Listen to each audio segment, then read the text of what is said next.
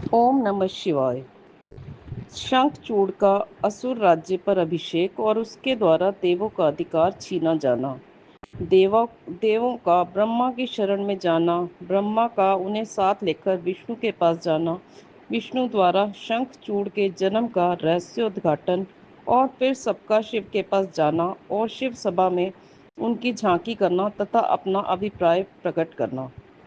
सनत कुमार जी कहते हैं, महर्षि, जब शंखचूड़ ने तप करके वर प्राप्त कर लिया और वह विवाहित होकर अपने घर लौट आया, तब दानवों और दैत्यों को बड़ी प्रसन्नता हुई। वे सभी असुर तुरंत ही अपने लोक से निकलकर अपने गुरु शुक्राचार्य को साथ ले दल बनाकर उसके निकट आए और विनय पूर्वक उसे प्रणाम करके अनेकों प्रकार से आदर प्रदर्शित करते हुए उसका स्तवन करने लगे। फिर उसे अपना तेजस्वी स्वामी मानकर अत्यंत प्रेम भाव से उसके पास ही खड़े हो गए। उधर दंभ कुमार शंखचूड़ ने भी अपने कुलगुरु शुक्राचार्य को आया हुआ देखकर बड़े आदर और भक्ति के साथ उन्हें साष्टांग साष्टांग प्रणाम किया। तदंतर गुरु शुक्राचार्य ने समस्त असुरों के साथ सलाह करके उनकी सम्मति से शंखचूड़ को दानवों तथा असुरों का अधिपति बना दिया। दंभपुत्र शंखचूड़ प्रतापी एवं वीर तो था ही। उस समय असुर राज्य पर अभिषिक्त होने के कारण वह असुर राज विशेष रूप से शोभा पाने लगा। तब उसने सहसा देवताओं पर आक्रमण करके वेग पूर्वक उनका संहार करना आरंभ किया। संपूर्ण देवता मिलकर भी उसके उत्कृष्ट तेज को सहन न कर सके। अतः वे समर भूमि से भाग चले और दीन होकर यत्र तत्र पर्वतों की खोहों में जा छिपे। उनकी स्वतंत्रता जाती रही। वे शंखचूड़ के वशवर्ती होने के कारण प्रभाहीन हो गए। इधर शूरवीर प्रतापी दंभ कुमार दानवराज शंखचूड़ ने भी संपूर्ण लोकों को जीतकर देवताओं का सारा अधिकार छीन लिया। वह त्रिलोकी को अपने अधीन करके संपूर्ण लोकों पर शासन करने लगा और स्वयं इंद्र बनकर सारे यज्ञ भागों को भी हड़पने लगा तथा अपनी शक्ति से कुबेर, सोम, सूर्य, अग्नि, यम और वायु आदि के अधिकारों का भी पालन कराने लगा। उस समय महान बल पराक्रम संपन्न महावीर शंखचूड़ समस्त देवताओं, असुरों, दानवों, राक्षसों, गंधर्वों, नागों, किन्नरों, मनुष्य तथा त्रिलोकी के अन्याय प्राणियों का एक छत्र सम्राट था। इस प्रकार महान राजेश्वर शंखचूड़ बहुत वर्षों तक संपूर्ण भुवनों के राज्य का उपयोग करता रहा। उसके राज्य में न अकाल पड़ता था, न महामारी और न अशुभ ग्रहों का ही प्रकोप होता था। आदि व्याधियां भी अपना प्रभाव नहीं डाल पाती थी। यूं सारी प्रजा सदा सुखी रहती थी। पृथ्वी बिना जोते ही अनेक प्रकार के धान्य उत्पन्न किया करती थी। नाना प्रकार की औषधियाँ उत्तम उत्तम फलों और रसों से युक्त थी। उत्तम उत्तम मणियों की खदानें थी। समुद्र अपने तटों पर निरंतर ढेर के ढेर रत्न बिखेरते रहते थे। वृक्षों में सदा पुष्प फल लगे रहते थे। सरिताओं में सुस्वाद नीर बहता रहता था। देवताओं के अतिरिक्त सभी जीव सुखी थे। उनमें किसी प्रकार का विकार नहीं उत्पन्न होता था। चारों वर्णों और आश्रमों के सभी लोग अपने अपने धर्म में स्थित रहते थे। इस प्रकार जब वह त्रिलोकी का शासन कर रहा था, उस समय कोई भी दुखी नहीं था। केवल देवता भ्रातृद्रोहवश दुख उठा रहे थे। मुने, महाबली शंखचूड़ गोलोक निवासी श्री कृष्ण का परम मित्र था। साधु स्वभाव वाला वह सदा श्री कृष्ण की भक्ति में निरत रहता था। पूर्व शापवश उसे दानव की योनि में जन्म लेना पड़ा था, परंतु दानव होने पर भी उसकी बुद्धि दानव किसी नहीं थी। प्रिय व्यास जी, तदंतर जो पराजित होकर राज्य से हाथ धो बैठे थे, वे सभी सुरगण तथा ऋषि परस्पर मंत्रणा करके ब्रह्मा जी की सभा को चले। वहां पहुंचकर उन्होंने ब्रह्मा जी का दर्शन किया और उनके चरणों में अभिवादन करके विशेष रूप से उनकी स्तुति की। फिर आकुलता पूर्वक अपना सारा वृतांत उन्हें कह सुनाया। तब ब्रह्मा उन सभी देवताओं तथा मुनियों को ढाढ़स बताकर उन्हें साथ ले सत्पुरुषों को सुख प्रदान करने वाले वैकुंठ लोक को चल पड़े। वहां पहुंचकर देवगणों सहित ब्रह्मा ने रमापति का दर्शन किया। उनके मस्तक पर किरीट सुशोभित था, कानों में कुंडल झलमला रहे थे और कंठ वनमाला से विभूषित था। वे चतुर्भुज देव अपनी चारों भुजाओं में शंख, चक्र, गदा और पद्म धारण किए हुए थे। श्री विग्रह पर पीताम्बर शोभा दे रहा था और सन्नादि सिद्ध उनकी सेवा में नियुक्त थे। ऐसे सर्वव्यापी विष्णु की झांकी करके ब्रह्मा आदि देवताओं तथा मुनीश्वरों ने उन्हें प्रणाम किया और फिर भक्ति पूर्वक हाथ जोड़कर वे उनकी स्तुति करने लगे। देवता बोले, सामर्थ्यशाली वैकुंठाधिपते, आप देवों के भी देव और लोकों के स्वामी हैं। आप त्रिलोकी के गुरु हैं। श्री हरे, हम सब आपके शरणापन्न हुए हैं। आप हमारी रक्षा कीजिए। अपनी महिमा से कभी च्युत न होने वाले ऐश्वर्यशाली त्रिलोकेश, आप ही लोकों के पालक हैं। गोविंद, लक्ष्मी आप में ही निवास करती हैं और आप अपने भक्तों के प्राण स्वरूप हैं। आपको हमारा नमस्कार है। इस प्रकार स्तुति करके सभी देवता श्री हरि के आगे रो पड़े। उनकी बात सुनकर भगवान विष्णु ने ब्रह्मा से कहा।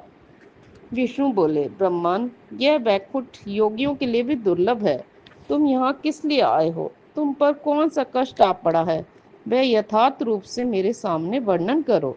सनत कुमार जी कहते हैं, मुने, श्री हरि का वचन सुनकर ब्रह्मा जी ने विनम्र भाव से सिर झुकाकर उन्हें बारंबार प्रणाम किया और अंजलि बांधकर परमात्मा विष्णु के समक्ष स्थित हो देवताओं के कष्ट से भरी हुई शंखचूड़ की सारी करतूत कह सुनाई।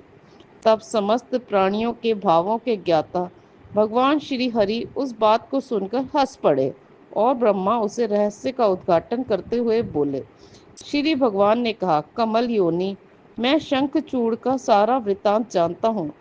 पूर्व जन्म में वह महा तेजस्वी गोप था जो मेरा भक्त था। मैं उसके वृतांत से संबंध रखने वाले इस पुरातन इतिहास का वर्णन करता हूँ, सुनो। इसमें किसी प्रकार का संदेह नहीं करना चाहिए। भगवान शंकर सबका कल्याण करेंगे। गोलोक में मेरे ही रूप श्री कृष्ण रहते हैं। उनकी स्त्री श्री राधा नाम से विख्यात है। वह जग जननी तथा प्रकृति की परमोत्कृष्ट पांचवी मूर्ति है। वहीं वहां सुंदर रूप से विहार करने वाली हैं। उनके अंग से उद्भूत बहुत से गोप और गोपियां भी वहां निवास करती हैं।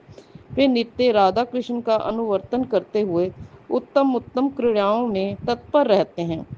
वही गोप इस समय शंभु की इस लीला से मोहित होकर शापवश अपने को दुख देने वाली दानवी योनि को प्राप्त हो गया है। श्री कृष्ण ने पहले से ही रुद्र के त्रिशूल से उसकी मृत्यु निर्धारित कर दी है। इस प्रकार वह दानव देह का परित्याग करके पुनः कृष्ण पार्षद हो जाएगा। देवेश, ऐसा जानकर तुम्हें भय नहीं करना चाहिए। चलो हम दोनों शंकर की शरण में चले। वे शीघ्र ही कल्याण का विधान करेंगे। अब हमें तुम्हें तथा समस्त देवों को निर्भय हो जाना चाहिए। सनत कुमार जी कहते हैं, मुने, यों कहकर ब्रह्मा सहित विष्णु शिवलोक को चले। मार्ग में वे मन ही मन भक्त वत्सल सर्वेश्वर शंभु का स्मरण करते जा रहे थे। व्यास जी, इस प्रकार वे रमापति विष्णु ब्रह्मा के साथ उसी समय शिवलोक में जा पहुंचे, जो महान दिव्य निराधार तथा भौतिकता से रहित हैं। वहां पहुंचकर उन्होंने शिव जी की सभा का दर्शन किया। वह ऊंची एवं उत्कृष्ट प्रभावशाली सभा प्रकाश युक्त शरीरों वाले शिव पार्षदों से घिरी होने के कारण विशेष रूप से शोभित हो रही थी। उन पार्षदों का रूप सुंदर कांति से युक्त महेश्वर के रूप से सदृश था। उनके 10 भुजाएं थी, 5 मुख और 3 नेत्र थे। गले में नील चिन्ह तथा शरीर का वर्ण अत्यंत गौर था। वे सभी श्रेष्ठ रत्नों युक्त रुद्राक्ष और भस्म के आभरण से विभूषित थे। वह मनोहर सभा नवीन चंद्र मंडल के समान आकार वाली और चौकोर थी। उत्तम उत्तम मणियों तथा हीरों के हारों से वह सजाई गई थी।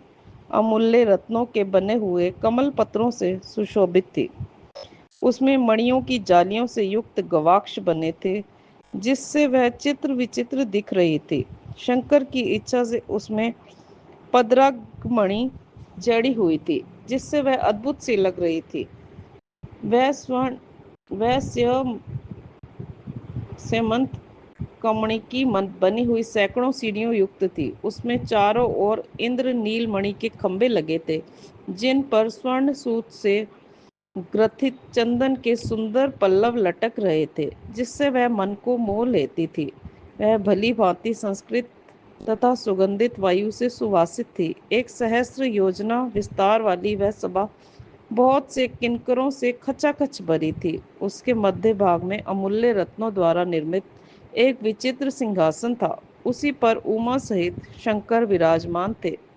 उन्हें सुरेश्वर विष्णु ने देखा। वे तारकाओं से घिरे हुए चंद्रमा के समान लग रहे थे। वे किरीट, कुंडल और रत्नों की मालाओं से विभूषित थे। उनके सारे अंग में भस्म रमाई हुई थी और वे लीला कमल धारण किए हुए थे।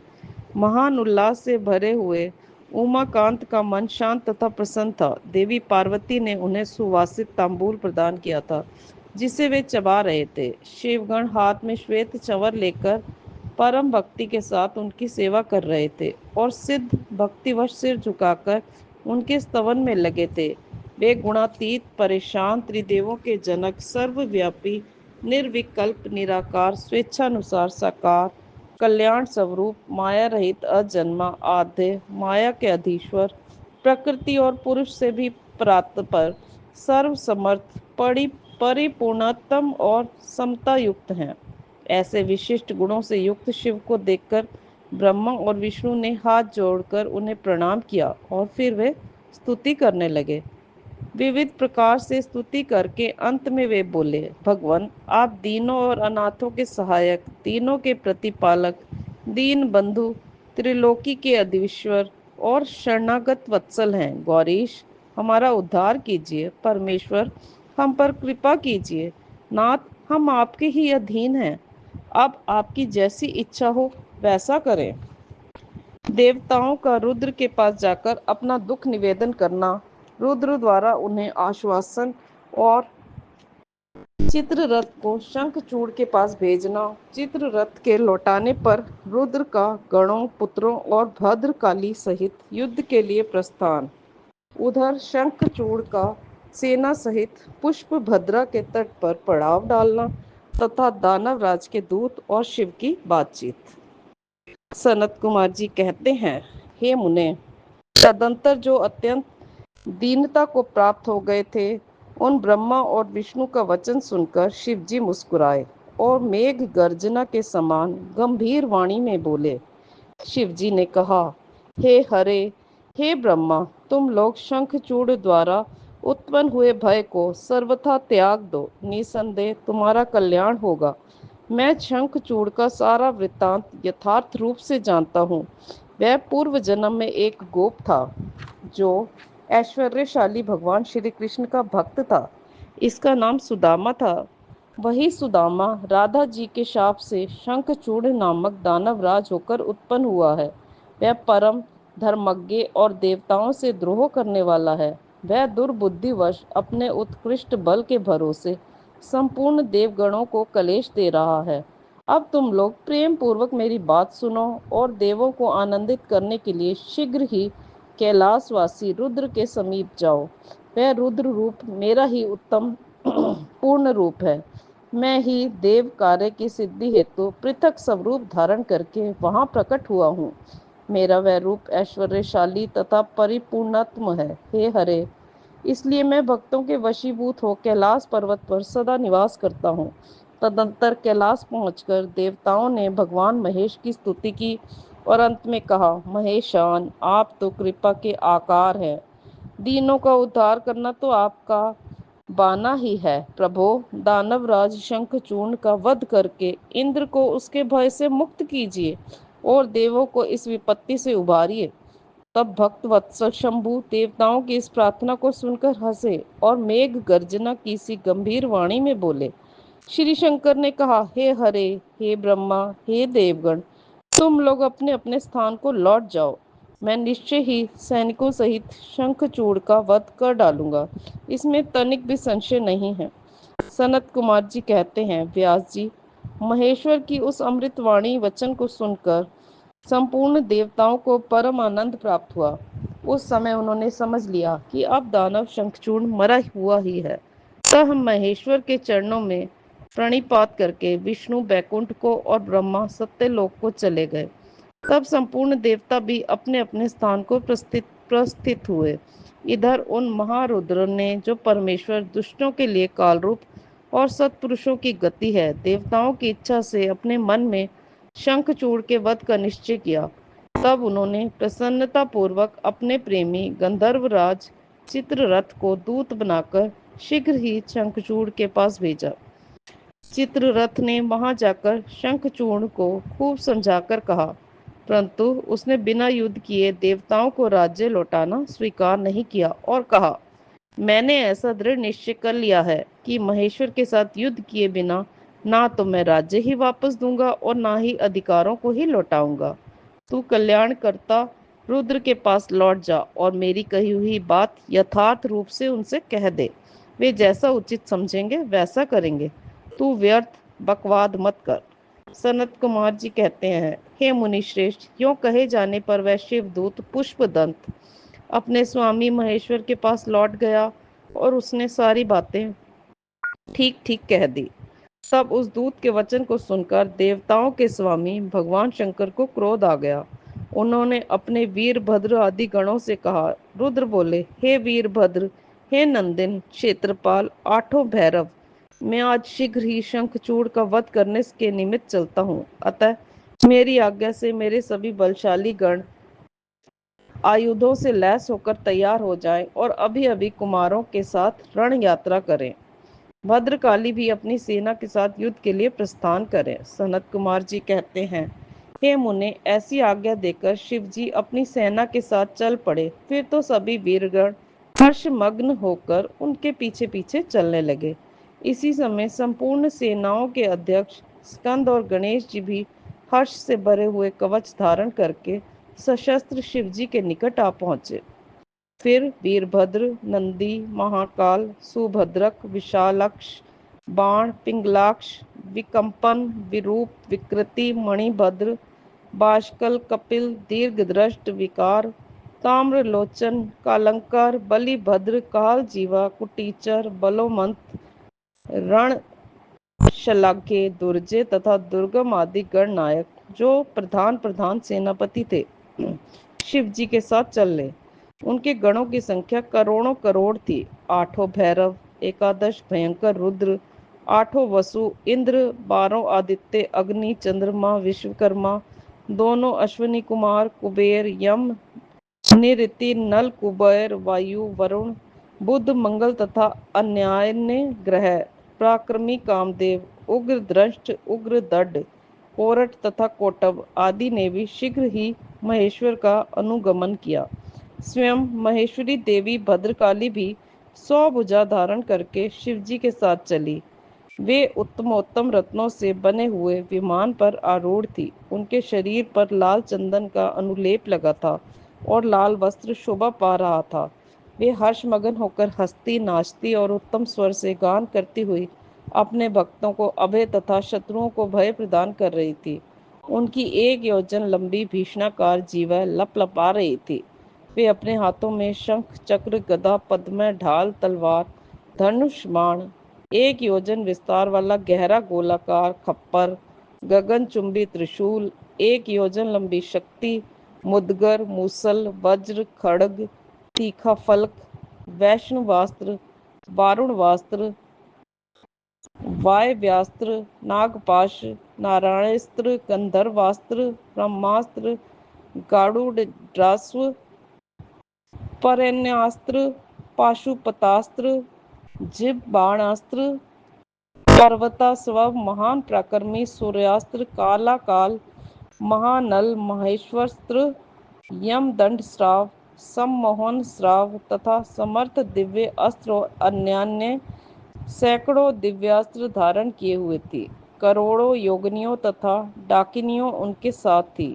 फिर भूत, प्रेत, पिशाच, कुष्मांड, ब्रह्मा राक्षस, बेताल राक्षस, यक्ष और किन्नर आदि से घिरे हुए स्कंद ने पिता के पास आकर उन चंद्रशेखर को प्रणाम किया और उनकी आज्ञा से पार्श्व भाग में स्थित होकर सहायक का स्थान ग्रहण किया। तदंतर रुद्र रूपधारी शंभु अपनी सारी सेना को एकत्रित करके शंखचूड़ के साथ लोहा लेने के लिए निर्भयता पूर्वक आगे बढ़े और देवताओं का उद्धार करने के लिए चंद्रभागा नदी के तट पर मनोहर वट वृक्ष के नीचे खड़े हो गए। व्यास जी, उधर जब शिवदूत चला गया तब प्रतापी शंखचूड़ ने महल के भीतर जाकर तुलसी से वह सारी वार्ता कह सुनाई।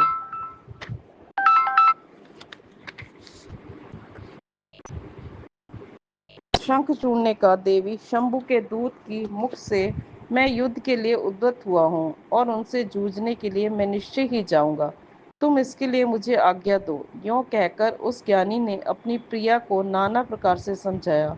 फिर ब्रह्म मुहूर्त में उठकर प्रातः कृत्य समाप्त किया और पहले नित्य क्रम पूरा करके बहुत सा दान दिया। तत्पश्चात अपने पुत्र को संपूर्ण दानवों के राज्य पर अभिषिक्त करके उसे अपनी भार्या, राज्य और सारी संपत्ति समर्पित कर दी। पुनः जब उसकी प्रिया तुलसी रोती हुई उसकी रण यात्रा का निषेध करने लगी, तब राजा शंखचूड़ ने नाना प्रकार की कथाएं कहकर उसे ढाढ़स बताया। तदंतर उस समादूत दानवराज ने कवच धारण करके युद्ध करने के लिए उद्यत हो अपनी वीर सेनापति को बुलाकर उसे आदेश देते हुए कहा। शंखचूड़ ने बोला, सेनापते, मेरे सभी वीर जो संपूर्ण कार्यों में कुशल और समर में शोभा पाने वाले हैं, आज कवच धारण करके युद्ध के लिए प्रस्थान करें। शूरवीर दानवों और दैत्यों की 86 टुकड़ियां तथा बलशाली कंकों की निर्भीक सेनाएं अस्त्र शस्त्र से सुसज्जित होकर नगर से बाहर निकले।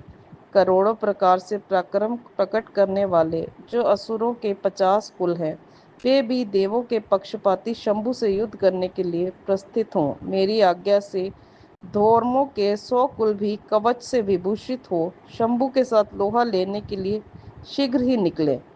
कालकेयों, मौर्यों, द्वहादों तथा कालकों को भी मेरी यह आज्ञा सुना दो कि वे रुद्र के साथ संग्राम करने के लिए रण सामग्री से सुसज्जित हो चले। जय शिव शंभु।